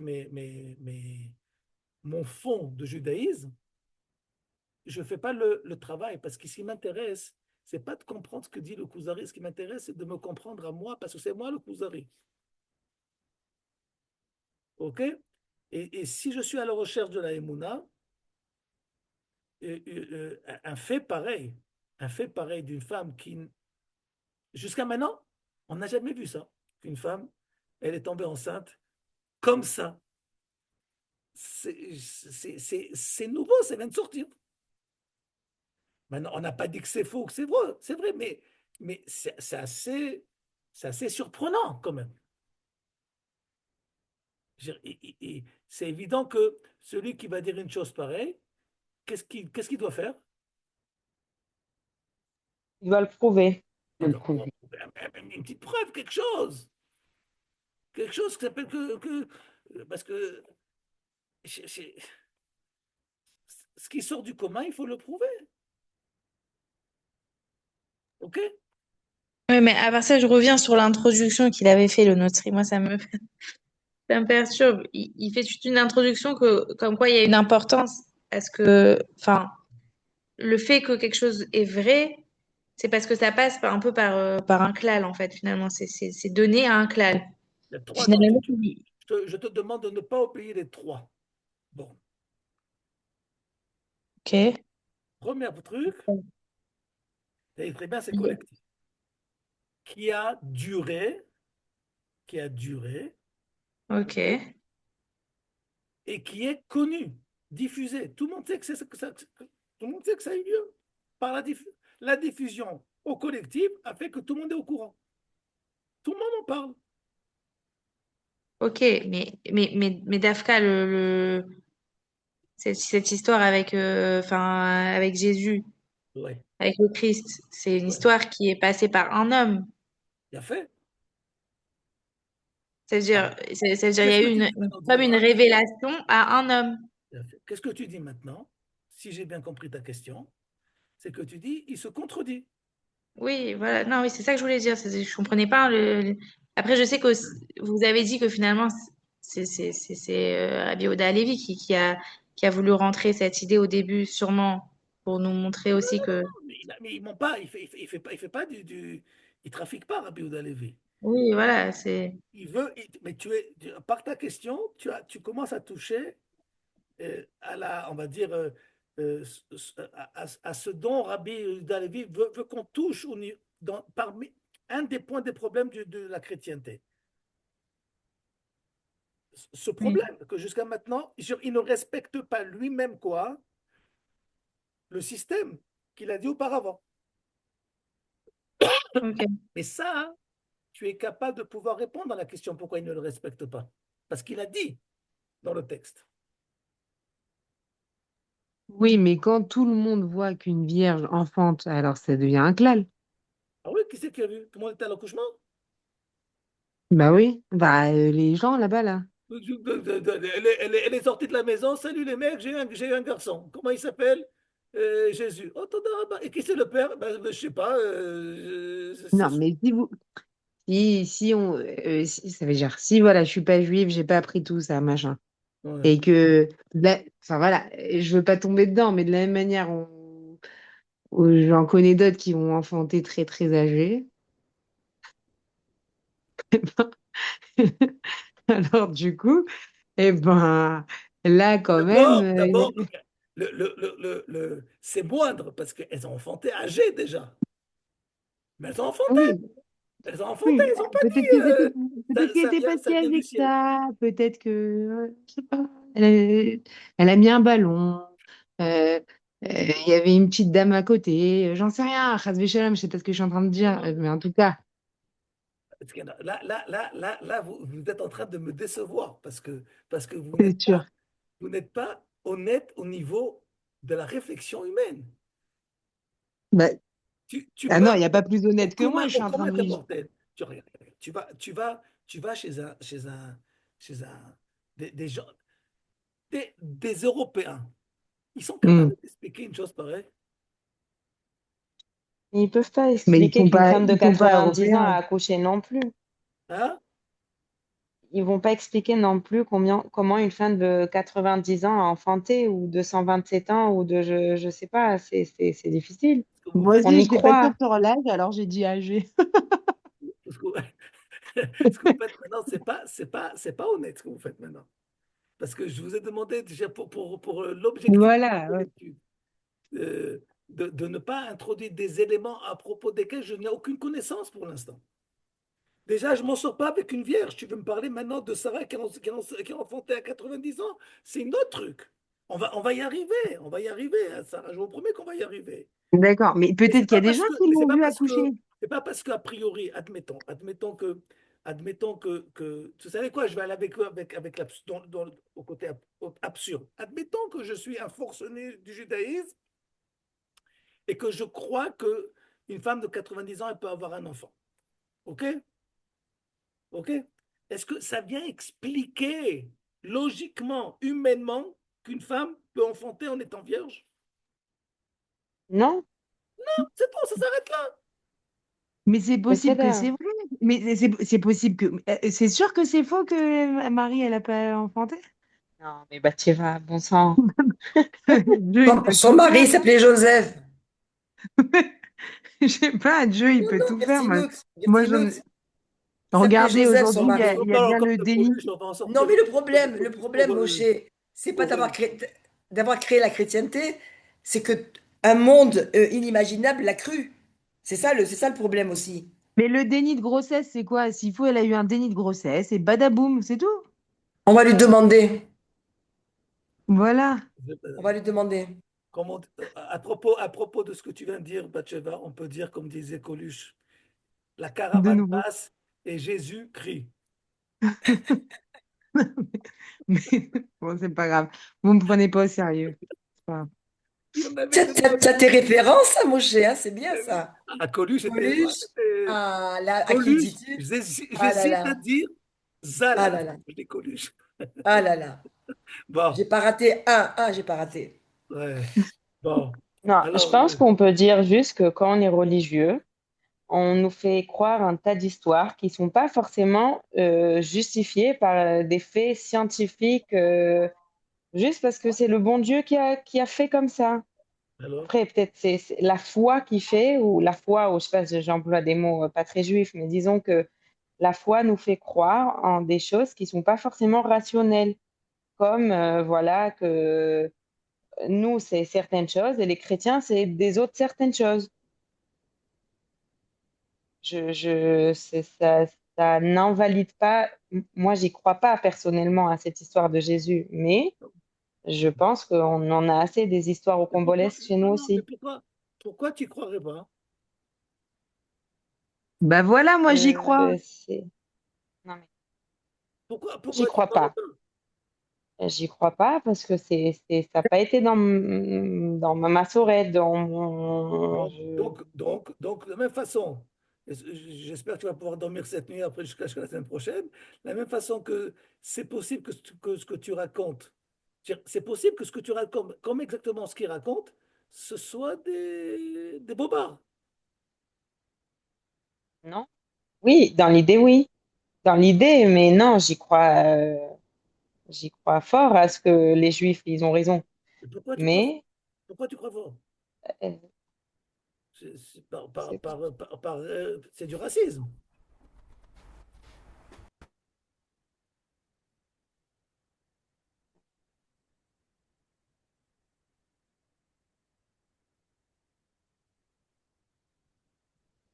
je me Combien de passe temps la que ça question fait? rapidement. Moshe, la chrétienté. Oh, Il dit Non, mais quoi, Coluche? qu'est-ce qu'il dirait, Coluche? Oh là là. Euh, non, mais la chrétienté, elle a existé qu'à la mort de Jésus. C'est en pas tant lui que qui a créé la religion, chrétienté. elle a été mise sur pied en tant que religion de l'Empire romain seulement 3 siècles après Jésus. Donc, c'est les apôtres qui ont Ils ont bien créé. travaillé, ils ont bien Ils ont bien travaillé. travaillé, c'est ça. Donc, c'est pas le bébé qui est né d'une femme. Là, c'est Non, mais moi, la pas. question que je pose maintenant, excusez-moi de la reposer parce que j'y tiens ma question, c'est c'est que je sais pas, si on compare maintenant le judaïsme avec d'autres religions, ici la question c'est la chrétienté. Et je vous rappelle que certains d'entre nous sont prêts à accomplir certaines mitzvot de Kiddush Hashem au point de mourir. Et je vous dis la vérité, je vous dis la vérité, mais uniquement que la vérité. Moi, je ne suis pas prêt à mourir pour des bêtises. Si j'ai un soupçon de ce que je fais et que pour moi je vis une légende ou un folklore, je ne suis pas prêt à mourir pour ça. Celui qui veut mourir, je l'invite. Mais Mais moi, en aucune façon. il va développer encore un peu le chrétien parce que c'est-à-dire, je trouve que c'est un peu vague quoi ce qu'il a expliqué. Non, J'ai non, du il y a mal à beaucoup de choses comprendre où là il veut en venir. ça s'appelle, il va développer. Mais ce qu'il va dire ici, et ce qu'il a dit ici, il y a beaucoup, parce qu'on a simplement, on n'a fait que traduire ici. Hmm. Mais il faut comprendre de quoi on parle. Et pourquoi ce besoin, de- pourquoi ce besoin de parler d'une histoire complètement imaginaire? En quoi, en quoi c'est un problème si cette femme, elle a amené un enfant avec un homme? En quoi ça enlève à l'histoire? Et L'histoire, pourquoi elle peut être déjà là. ils ont voulu séparer leur histoire de notre histoire? Au début, ils croient en nous, etc. Pourquoi ils ont décidé Ah, d'un on tout? t'entend plus là, Sarah, on t'entend plus. J'ai pas compris pourquoi. On m'entend là? Maintenant, oui. Ils ont voulu à un moment se séparer de nous. Enfin, Ah, le c'est pas judaïsme. compliqué. Puisque le royaume d'Israël est arrivé à sa fin. C'est quoi sa fin? C'est l'exil après le deuxième Beth Amikdash. C'est une faillite nationale. Et qu'est-ce que nous a prouvé cette faillite nationale? Qu'il n'y a aucune possibilité humaine de réaliser le projet divin qui passe par le choix d'une nation, l'élection d'une nation. Pourquoi on se rend compte de ça?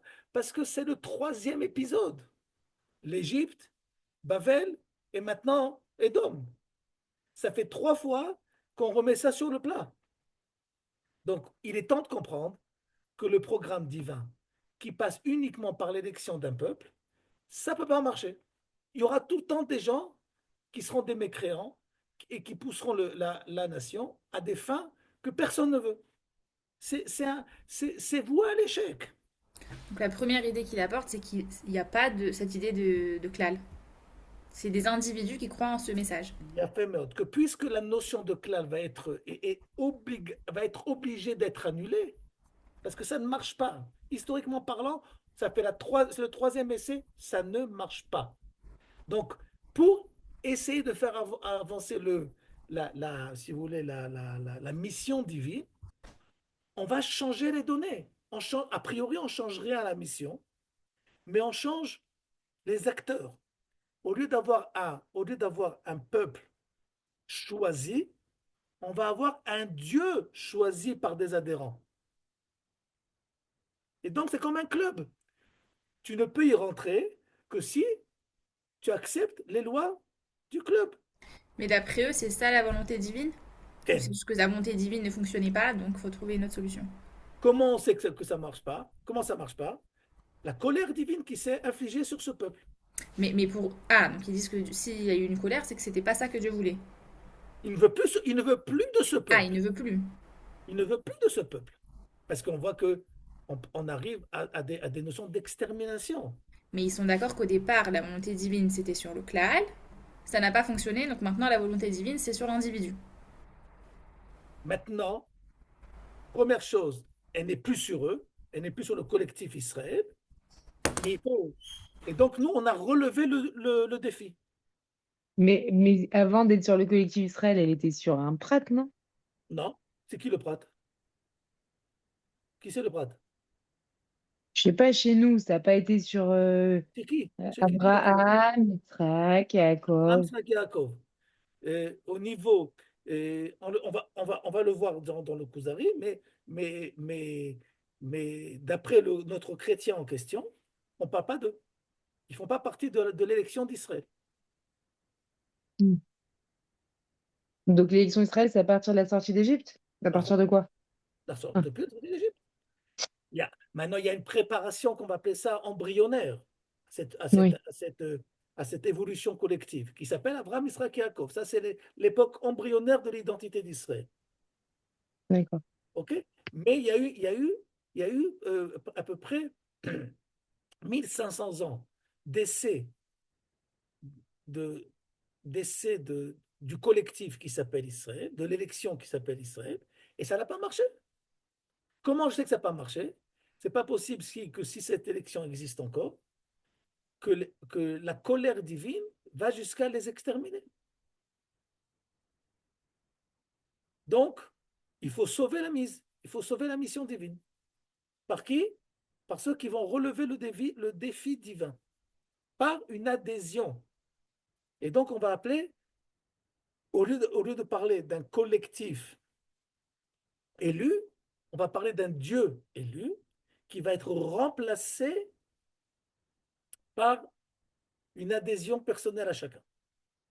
Donc, le projet va passer de l'échelle nationale à l'échelle universelle. Mais Jésus, il a fait quoi dans cette histoire? Qu'est-ce qu'il a fait? Il a fait Ouais. plein de La miracles. personnalité de Jésus en tant que lui-même, Oui, il a dit quoi? Il a pensé quoi? Il a fait quoi? il n'a pas fait grand-chose. Ah, voilà. Dans tout ce balagan, il n'a pas fait grand-chose. Il n'a pas apporté quand même une certaine interprétation de la Torah. Je me dis qu'il était au Veda Vodazara et tout Ah déjà à bon, son époque.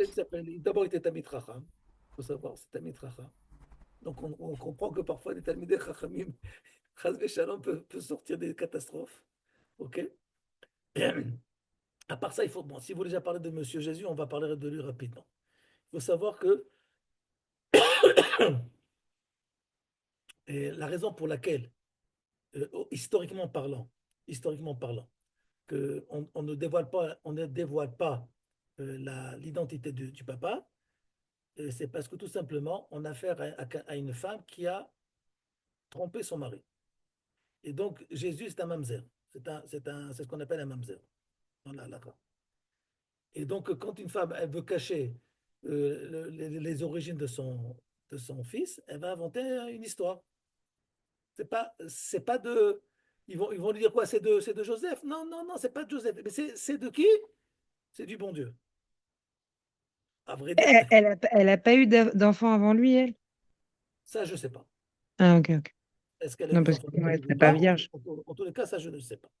Maintenant, ce qui s'est passé, c'est que il faisait partie, c'est vrai qu'il faisait une partie, il faisait partie d'une famille noble d'Israël, puisqu'il était même descendant de David Ameller. Et qu'il avait certains dons qu'il aurait appris avec, avec la magie, et ainsi de suite. Maintenant, ce qui se passe, c'est que un moment, il était élève. Qui était son rave? Il avait un rave. Rabbi Balanès. Non, non, n'exagère pas quand même. Pas très loin, pas très loin. Donc, tant qu'on y est, on a besoin de miracles. Yoshua ben Rabbi Korcha. Balanès. Hein? Rabbi Yoshua ben Korcha. Bon, ça va, on n'était pas C'est loin. qui Rabbi Yoshua ben Korcha? C'est qui Korcha? Korcha, c'est Rabbi Akiva. Il était l'élève du fils de Rabbi Akiva, Rabbi Yoshua. Ok? C'était l'élève de Rabbi Yoshua ben Korcha. Et, et, et à un moment, ça commençait à tourner mal, un peu comme Spinoza, un petit peu comme ça, comme plus ou moins on a eu un nouvel épisode avec Spinoza. Et ce qui s'est passé, c'est qu'il était aussi, comment on appelle, agitateur politique contre Rome. Contre Rome. Alors, ce qu'il faut savoir, c'est qu'à l'époque, Rome régnait en Eretz Israël, mais ils avaient laissé une autonomie juridique au Ham Israël à l'époque.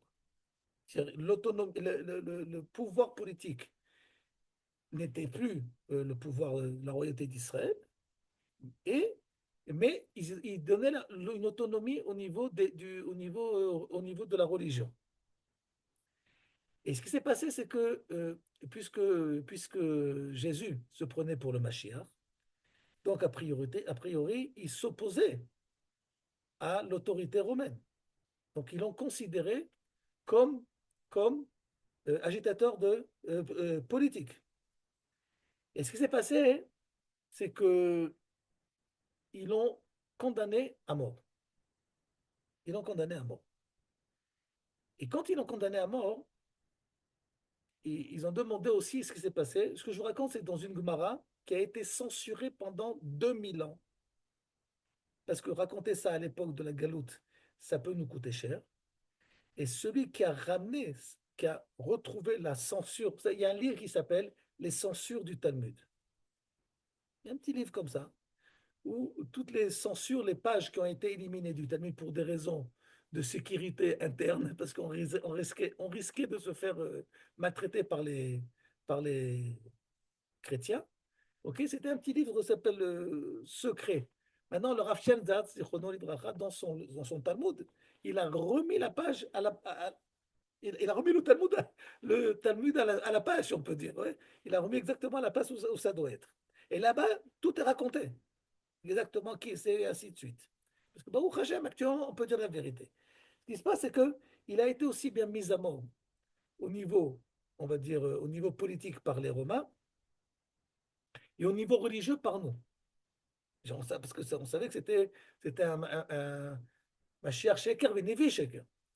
Maintenant, ce qui se passe, ce qu'il faut savoir, c'est que la Gemara, la Mishnah, elle raconte que, sauf Masechet Sota, il y a écrit que on était à l'époque du deuxième Beth Amikdash, c'était une époque où le meurtre était monnaie courante. Il y avait des meurtres tous les jours. Et que pour pouvoir faire sentence, pour pouvoir faire un mishpat, un jugement quant à un meurtre, ça ne peut se faire qu'au Sanhedrin. Ça veut dire seulement le Sanhedrin qui était sur le mont du Temple. Qu'est-ce qu'ils ont fait? Qu'est-ce que nous raconte la Gemara, sauf Masechet Sota? Que pour éviter de donner des sentences de mise à mort, tellement qu'il y avait d'assassins, qu'a fait le Sanhedrin? Il s'est exilé du Beth Amikdash et descendu dans les rues de Jérusalem, parce que le fait qu'il soit dans les rues de Jérusalem, il ne peut plus donner la sentence de mise à mort, parce que ça peut, pratiquement parlant, ça ne peut se faire que si je suis sur le mont du Temple.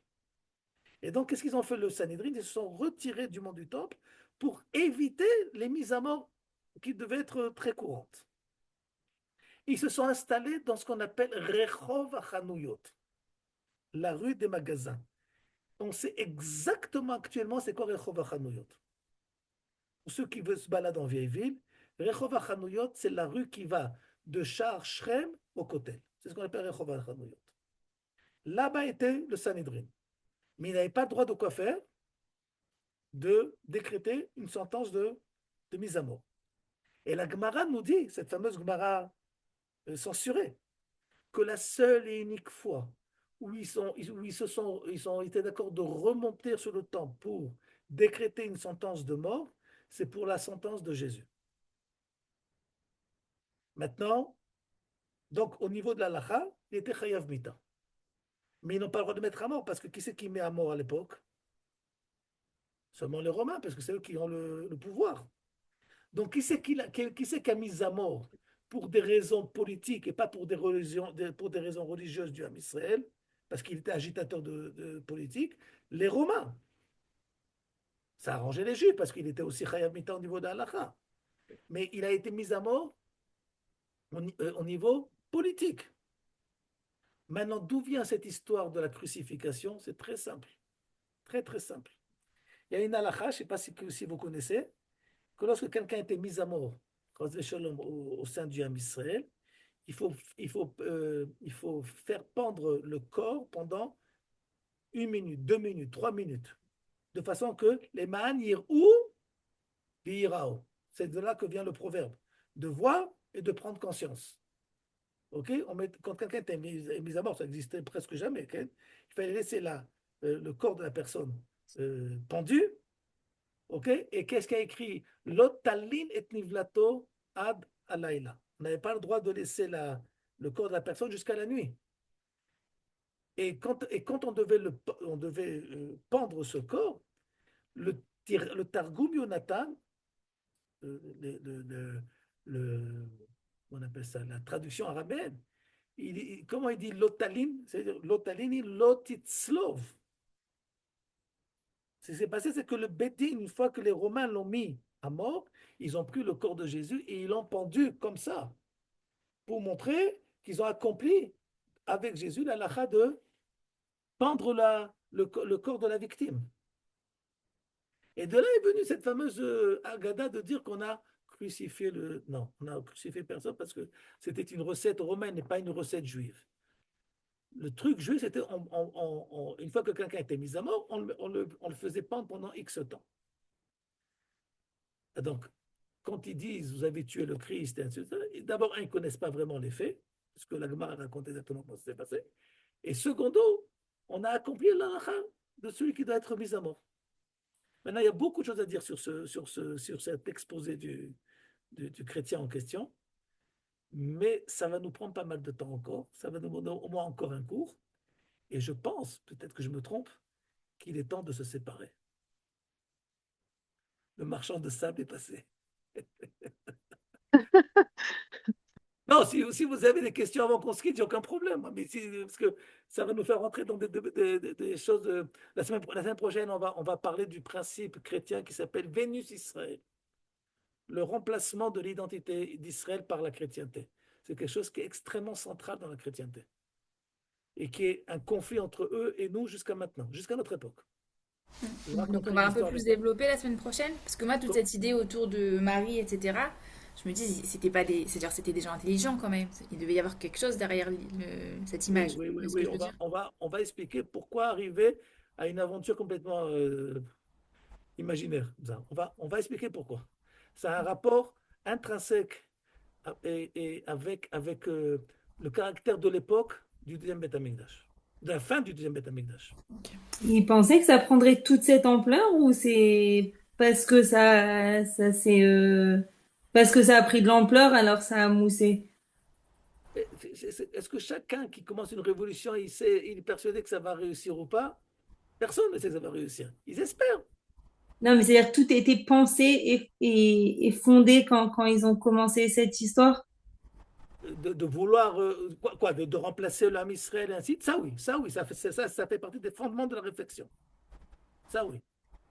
Mais on le verra de plus amplement la semaine prochaine.